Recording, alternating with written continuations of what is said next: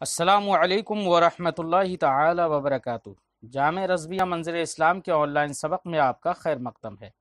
پیارے بچوں، کھولتے ہیں اپنی کتاب ہدایت الحکمت، صفحہ نمبر 54، فصل نمبر 5، فصل فی الحیوان۔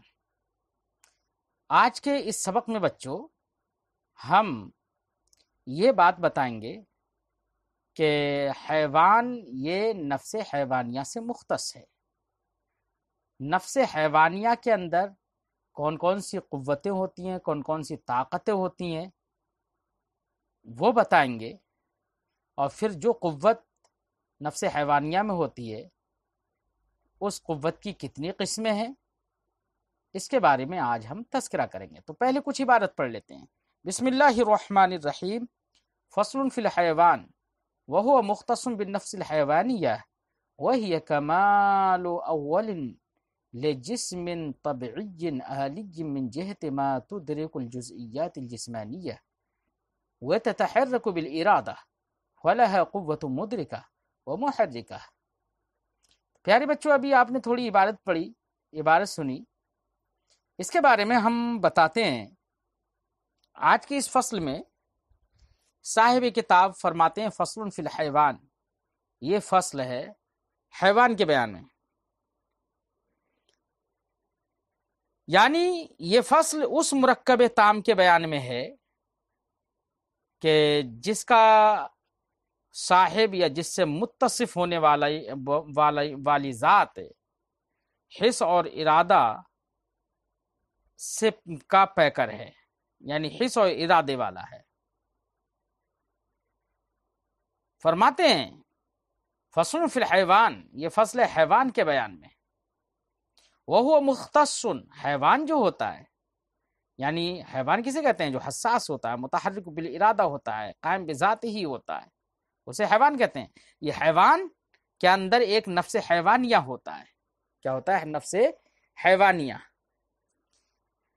نفس حیوانیہ کے ساتھ یہ مختص ہے۔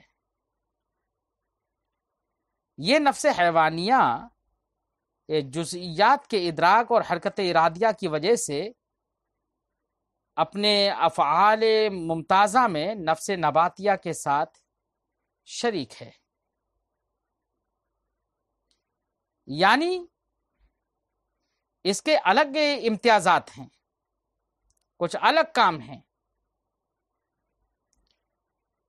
کیونکہ یہ حرکت کرتا ہے۔ نفس حیوانیہ یہ حرکت دیتی ہے اور ارادہ بھی اس کے اندر ہوتا ہے۔ اس لیے فرماتے صاحب کتاب کہ حیوان یہ مختص ہوتا ہے نفس حیوانیہ سے۔ نفس حیوانیہ ہے کیا؟ فرماتے ہیں وہی کمال اول، نفس حیوانیہ یہ کمال اول ہے لجسم طبعی، جسم طبعی کے لیے، اور آلی جن وہ جسم طبعی آلے والا ہے، یا یہ کہو کہ آلی جن یہ صفت ہے کس کی؟ کمال کی، یعنی کمال اول ہے، آلے والا ہے۔ اب یہاں پر بھی آلے والا کہا مصنف نے، وجہ وہ یہ جو ہم اس سے پہلے ذکر کر چکے۔ کیوں؟ نفس حیوانیہ ایک ہے، اس سے مختلف افعال صادر نہیں ہو سکتے، حالانکہ نفس حیوانیہ کے ذریعے سے حرکت بھی ہوتی ہے، نفس حیوانیہ کے ذریعے سے ادراکات جزئیہ بھی ہوتے ہیں، تو یہ مختلف کام ہوتے ہیں۔ تو اور ایک ان کے نزدیک فلاسفہ کے فاسد نظریے کے مطابق ایک فاعل مختار سے چند افعال صادر ہو نہیں سکتے۔ تو اب جب کسی فاعل سے چند افعال صادر نہیں ہو سکتے تو انہوں نے کیا کہا کہ یہ نفس حیوانیہ جو ہے اس کے لیے چند آلے ہیں، ہر آلے سے الگ الگ کام یہ انجام دیتا ہے۔ تو ایک آلہ تو وہ ہوگا جس کے ذریعے سے یہ جزئیات جسمانیہ کا ادراک کرے گا، اور ایک آلہ وہ ہوگا کہ جس کے ذریعے سے یہ حرکت بالارادہ کرے گا۔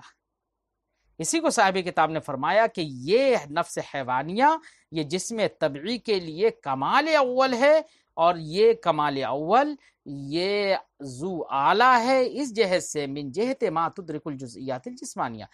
ما تدرکوں میں ما جو ہے وہ مصدریہ ہے، من جہت ادراک الجزئیات الجسمانیہ، اس جہت سے یہ آنے والا ہے کہ یہ جزئیات جسمانیہ کا بھی ادراک کرتا ہے، وتتحرک بالارادہ، اور حرکت بالارادہ بھی کرتا ہے، تو دو کام یہ انجام دیتا ہے، اور دو کام انجام دینے کے لیے دو آلے چاہیے۔ فلاح قوت مدرکہ، جب دو آلے ہیں تو اب ایک آلہ تو قوت مدرکہ ہوگا، تو نفس حیوانیہ کے لیے ایک قوت مدرکہ ہوگی وہ محرکہ، اور ایک قوت محرکہ ہوگی۔ اب جب قوت مدرکہ ہو گئی، قوت محرکہ ہو گئی، تو قوت مدرکہ کسے کہیں گے بچوں؟ قوت مدرکہ وہ قوت ہوگی جس قوت کے ذریعے سے نفس وہ ادراک کرے گا۔ اپنے ادراک کبھی کبھی ادراک محسوسات کا ہوتا ہے، اور کبھی کبھی ادراک غیر محسوس چیزوں کا بھی ہوتا ہے، معانی کا ادراک ہوتا ہے۔ اسی لیے قوت مدرکہ جو ادراک کرے گی، یا تو ظاہر میں ادراک کرے گی یا باطن میں۔ اس لیے قوت مدرکہ کی دو قسمیں کر دیں گے، ایک ظاہر اور ایک باطن میں ادراک۔ وہی ہے کہ ظاہر میں ادراک کا مطلب وہی محسوسات جزئیہ کا ادراک کرنا، باطن میں ادراک کا مطلب معانی معقولہ کا ادراک کرنا۔ تو اگر ظاہر میں ادراک کرے تو وہ ظاہر ہے، قوت مدرکہ ظاہرہ کہلائے گی، باطن میں ادراک کرے تو قوت مدرکہ باطنہ کہلائے گی۔ پھر یہ ظاہر اور باطن میں سے ہر ایک کی فلاسفہ 5 قسمیں بیان کر دیتے ہیں۔ وہ قوت مدرکہ جو ظاہر میں ادراک کرے اس کی 5 قسمیں ہیں، یعنی جن کو ہم حواس خمسہ کہتے ہیں، حواس وہ خمسہ ظاہرہ کہتے ہیں، حواس خمسہ ظاہرہ، یعنی 5 حواس جو کہ ظاہری امور کا محسوسات جزیہ کا ادراک کرتے ہیں۔ اسی کو صاحب کتاب فرماتے ہیں اما المدرکہ، رہی قوت مدرکہ، فہی اما فی الظاہر، رہی قوت مدرکہ تو وہ یا تو ظاہر میں ہوگی اور فی الباطن یا باطن کے اندر ہوگی۔ اما التی فی الظاہر، رہی وہ قوت مدرکہ جو کہ ظاہر میں ہوتی ہے، یعنی قوت مدرکہ جس کا جو ادراک کرتی ہے حواس سے محسوسات ظاہرہ کا، محسوسات کا ادراک کرتی ہے، اور ظاہر میں ہو فہی خمس، تو ایسی قوت مدرکہ جو ظاہر میں ہو تو وہ 5 ہیں۔ اس کی کتنی قسمیں ہیں؟ 5۔ سمع، بصر، شم، ذوق، لمس، یعنی قوت سامعہ، قوت باصرہ، قوت شامہ، قوت ذائقہ، قوت لامسہ۔ یہ 5 قوتیں جو ہیں یہ قوت مدرکہ ہی کی ہیں، لیکن ان ساری 5 قوتوں کا تعلق کس سے ہے؟ ظاہر سے ہے، محسوسات ظاہرہ کا یہ ادراک کرتی ہیں۔ اما التی فی الباطن، رہی وہ قوت جو باطن میں ہوتی ہے،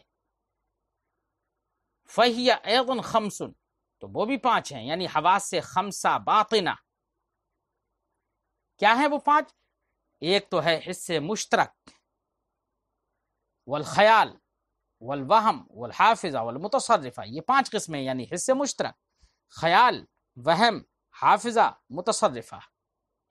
رہے حواس خمسہ ظاہرہ، تو وہ ظاہرہ بالکل نمایاں ہے بچوں، آپ اس سے پہلے پڑھ چکے ہیں، جانتے ہیں کہ قوت سامعہ سے، قوت سامعہ وہ ایسی قوت ہے جو اللہ تعالیٰ نے کان کے اندر ودیعت فرما دی ہے، کان کے سوراخ میں ہوا کے جب صوت کی کیفیت سے متکیف ہو کر ہوا جب پہنچتی ہے تو اس سے سننے کا ادراک ہوتا ہے، اس سے علم حاصل ہو جاتا ہے۔ ایسی باصرہ، یہ بصر، قوت باصرہ جو ہے وہ دماغ کے اگلے حصے میں رکھ دی گئی ہے، اس سے آنکھوں میں پھر دماغ سے نلی آتی ہیں، اور پھر اس میں اللہ رب العزت جب ہم کسی چیز کو دیکھتے ہیں تو اس کا ہمیں ادراک ہو جاتا ہے۔ قوت شامہ، یہ بھی دماغ میں یہ قوت رکھی گئی ہے، لیکن اس سے پٹھے کے ذریعے سے اس کا کنیکشن ناک سے کر دیا گیا ہے، تو یہ بھی ادراک کا کام کرتی ہے کہ ہم کوئی چیز ہماری ناک کے قریب آتی ہے تو اس کی بو، خوشبو یا بدبو ہونے کا ہمیں یقین ہوتا ہے، علم حاصل ہو جاتا ہے۔ ذوق، چکھنے کی طاقت، یہ اللہ رب العزت نے زبان کے جرم پر رکھ دی ہے کہ رطوبت لعابیہ جب چیزوں سے مخلوط ہو کر اس جرم پر پہنچتی ہے تو اس سے کس شے کے نمکین ہونے اور میٹھے ہونے وغیرہ چیزوں کا ادراک ہو جاتا ہے۔ لمس یہ پورے بدن کے اندر اللہ رب العزت نے رکھ دی ہے، اس کے ذریعے سے حرارت و برودت وغیرہ کا ہمیں علم حاصل ہوتا ہے۔ تو چونکہ یہ بالکل ظاہر ہے، اس لیے صاحب کتاب ان کی تعریفات بیان نہیں کر رہے ہیں۔ حواس خمسہ باطنہ یعنی حس مشترک، خیال، وہم، حافظہ، متصرفہ، یہ 5 ہیں۔ ان میں سے ہر ایک کی مصنف تعریف کریں گے۔ تو پیارے بچوں، تعریف تو ہر ایک کی سمجھنا ہی ہے، لیکن اس سے پہلے یہ سمجھ لو کہ انسانی جو دماغ ہوتا ہے نا، یہ دماغ پہلے 3 حصوں میں بانٹ دیا جاتا ہے۔ ایک دماغ کا اگلا حصہ، اور ایک دماغ کا بیچ کا حصہ، اور ایک دماغ کا پچھلا حصہ۔ تو پہلے دماغ کی کتنے حصے کر دیے جاتے ہیں؟ 3 حصے کر دیے جاتے ہیں۔ پھر دماغ کا اگلا حصہ جو ہوتا ہے اس میں بھی 2 حصے ہوتے ہیں، ایک بالکل اگلے کا حصہ، ایک اس سے پیچھے کا حصہ۔ ایسی دماغ کا جو بیچ کا حصہ ہوتا ہے اس میں بھی آگے پیچھے کے حصے ہوں گے 2۔ ایسی دماغ کا سب سے پچھلا حصہ جو ہے اس کے بھی 2 حصے ہوں گے، ایک اگلے کا، ایک اس کے پیچھے کا۔ تو اس طرح سے دماغ 3 حصوں میں بٹا ہوا ہے۔ ایک کو جوف اول کہتے ہیں، دماغ کا جوف اول، یہ دوسرے کو جوف متوسط، اور تیسرے کو جوف آخر۔ اب یہ 5 حواس جو ہیں، حواس خمسہ باطنہ جو ہیں، یہ دماغ کے انہی 3 جوف میں الگ الگ رکھے ہوئے ہیں۔ تو حص مشترک کسے کہتے ہیں؟ حص مشترک یہ طاقت جو ہے یہ دماغ کے کس حصے میں رکھی ہوئی ہے، اس کے بارے میں صاحب کتاب بتاتے ہیں۔ تو پیارے بچوں، حص مشترک کسے کہتے ہیں؟ اس قوت کا کام کیا ہے حص مشترک کا؟ تو فرماتے ہیں حص مشترک کا کام جو ہے نا، یہ تمام صورتیں جو ہم حواس خمسہ ظاہرہ سے جو ہم جن چیزوں کو دیکھتے ہیں نا، حواس خمسہ ظاہرہ سے جن چیزوں کا ہمیں ادراک ہوتا ہے، ان کی صورت ہمارے ذہن و دماغ میں چھپ جاتی ہے۔ اب ذہن و دماغ میں جو صورت چھپ رہی ہے، یہ صورت کے چھاپنے کا کام کس کا ہے؟ وہ حص مشترک کا ہے بچوں۔ دیکھیے، ہم نے ابھی کتاب دیکھی، اب کتاب ہم اپنی نگاہوں سے اوجھل کر دیں، ہم کسی کو دے دیں یا بند کر دیں، لیکن بند کرنے کے بعد ہم آنکھیں بند کریں تو اس کے بعد بھی ہمیں لگتا ہے کہ جیسے کتاب کھلی ہوئی تھی ویسے ہی ہمارے ذہن و دماغ میں لگتا ہے کہ وہ کتاب کھلی ہوئی ہے۔ تو ویسے ہی یہ دماغ کے اندر جو صورت پہنچی، یہ صورت جو چھپی، یہ جو کام انجام دیا ہے وہ حص مشترک نے کام انجام دیا۔ یہ حص مشترک جو قوت ہے نا، یہ دماغ کے جو جوف اول ہے، یعنی اگلا حصہ دماغ کا، اس جوف اول کے بالکل اگلے حصے میں یہ طاقت اللہ رب العزت نے رکھ دی ہے۔ اسی کو صاحب کتاب فرماتے ہیں اما الحس المشترک، رہا حص مشترک، فہی قوۃ مرتبۃ فی مقدمۃ التجویف الاول فی الدماغ۔ حص مشترک وہ ایسی طاقت ہے جو دماغ کے جوف اول کے اگلے حصے میں مرتب کر دی گئی ہے، اللہ نے ودیعت فرما دی ہے۔ تقبلو، یہ طاقت، یہ قوت ان تمام صورتوں کو قبول کرتی ہے۔ تقبلو جمیع الصور، یہ ان تمام صورتوں کو قبول کرتی ہے، المنطبعتی، جو صورتیں چھپتی ہیں فی الحواس الظاہرہ، حواس ظاہرہ میں جو صورتیں چھپتی ہیں، جن صورتوں کا ادراک ہوتا ہے حواس ظاہرہ سے، ان کو اپنے اندر چھاپ لیتی ہے، دماغ کے اندر یہ چھاپ دیتی ہے۔ وہی غیر البصر، اور یہ حص مشترک یہ بصر کا غیر ہے۔ کوئی آدمی سوچے کہ یہ بصر کا عین ہے، نہیں، بصر کا غیر ہے، عین بصر نہیں ہے۔ کیوں؟ اس لیے کہ بصر کے غیر ہونے کی سب سے بڑی دلیل یہ ہے بچوں کہ ہماری جو نگاہ ہے نا، اسی کو دیکھ پاتی ہے جو ہماری نگاہ کے مقابل ہو، سامنے ہو۔ جو ہماری نگاہ کے مقابل نہیں ہو پائے، جس پر ہماری نگاہ جم نہ پائے، اس کو ہماری بصر، ہماری نگاہ نہیں دیکھ پاتی ہے۔ مثال کے طور پر ابھی ہمارے ہاتھ کے سامنے، ہماری نگاہوں کے سامنے ہمارا ہاتھ ہے، تو ہاتھ کو تو دیکھ رہی ہے، ہماری نگاہ جم رہی ہے اس پر۔ تو یہ تو اس ہاتھ کے ہونے کا جو ہمیں ادراک ہوا ہے، یہ تو بصر سے ہو گیا۔ لیکن کبھی کبھی ایسا ہوتا ہے، آپ نے دیکھا ہوگا کہ کمہار کا جو مٹی سے برتن بنانے کا جو ایک دائرہ ہوتا ہے نا، ایک گھومنے والا چکر ہوتا ہے، وہ چکر جو ہوتا ہے اس میں ایک ڈنڈا کہیں پر لگانے کا چھید سا ہوتا ہے. اب وہ تیزی سے جب اسے گھما دیتا ہے تو وہ ایک جگہ پر جو چھید تھا ڈنڈا رکھ کے گھمانے کا، وہ ایسا لگتا ہے جب وہ تیز گھومنے لگتا ہے تو ایسا لگتا ہے کہ ایک دائرہ ہے، گول گول دائرہ بن گیا ہو، لگتا ہے نا. کیوں؟ ہماری نگاہ اس پر نہیں ٹھہر پا رہی ہے. اب ہماری نگاہ تو نگاہ کس کو دیکھ رہی تھی کہ جو پہلے چھید تھا اس چھید کو تو دیکھ رہی تھی پہلے، لیکن جب وہ تیزی سے گھومنے لگیا تو اس کی تیزی کی بنا پر اب ہماری نگاہ کا وہ مقابل نہیں بن پا رہا ہے. اس لیے بصر سے اب ادراک نہیں ہو رہا ہے. اب یہ گول دائرہ کا ادراک جو ہو رہا ہے بچوں، وہ حصے مشترک سے ہو رہا ہے. جو گول دائرہ کی صورت آپ کے سامنے چھپ رہی ہے وہ اب بصر کے ذریعے سے نہیں چھپ رہی ہے، بصر نہیں چھاپ رہی ہے، بلکہ یہ حصے مشترک کے ذریعے سے. ایسے ہی اوپر سے جب بارش ہوتی ہے تو قطرے گرتے ہیں نا، تو قطرہ تو ایک چھوٹا سا ہوتا ہے نا، تو چھوٹا سا قطرہ دیکھے تو نگاہ سے ہم وہ چھوٹا قطرہ تو دیکھ لیتے ہیں، لیکن جب وہ تیزی سے قطرہ اوپر سے نیچے آتا ہے تو ایک دھاگا سا کھینچا ہوا دکھتا ہے نا. یہ دھاگا حالانکہ حقیقت میں نہیں ہوتا ہے.